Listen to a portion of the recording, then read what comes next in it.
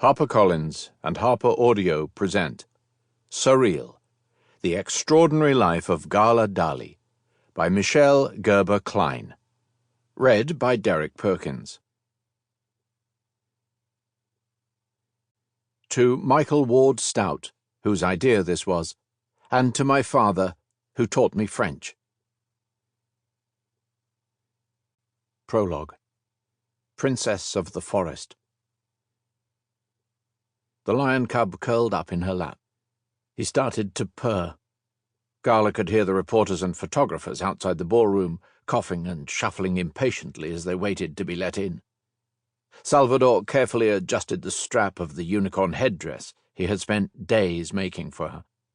He plumped the enormous red velvet cushions on the bed behind her so she would be more comfortable, and tickled her gently under her chin. Gala smiled.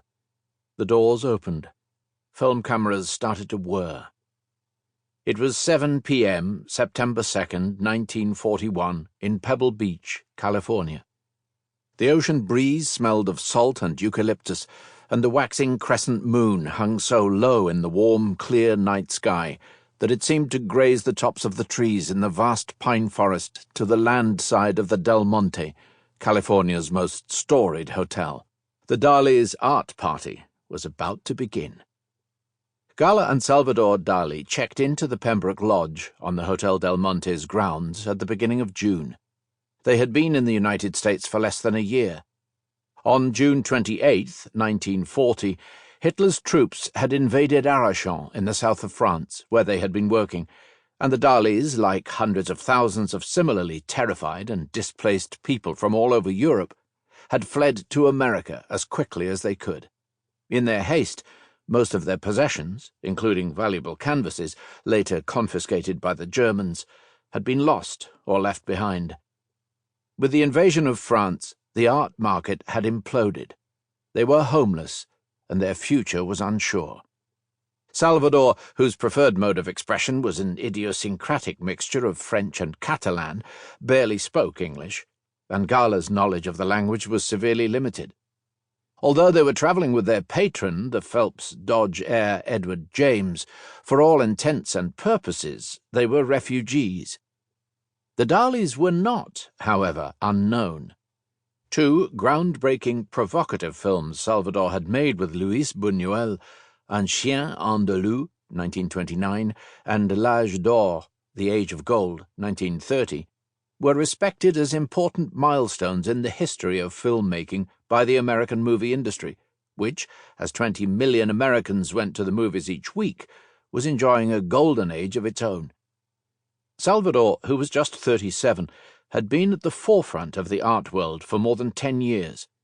He had had 8 one-man shows in 4 countries, France, England, Spain, and the United States, and had graced the cover of Time magazine in 1936.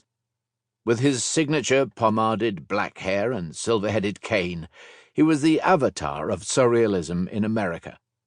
Most recently, he and Gala had designed the Dream of Venus pavilion for the 1939 World's Fair in Queens, New York, which received 44 million visitors and was covered by media on both sides of the Atlantic. Promising that Dalí would be good for business, Gala, who was the business end of the partnership, had asked the hotel's proprietor, Samuel Morse, for a celebrity discount.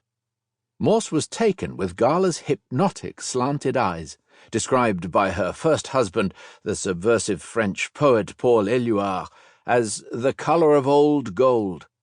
He also respected Gala as an extraordinary, versatile, and ingenious woman, who understood the value of fame.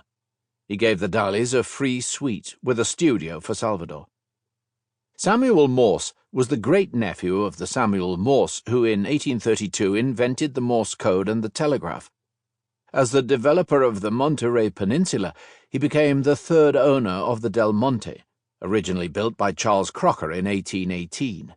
When that gorgeous Spanish-style structure was damaged by fire in 1924, Morse lovingly restored and expanded the compound, which hosted several American presidents, including Herbert Hoover and Teddy Roosevelt. By 1941, the Del Monte was a favorite getaway for youth. Sample complete. Ready to continue?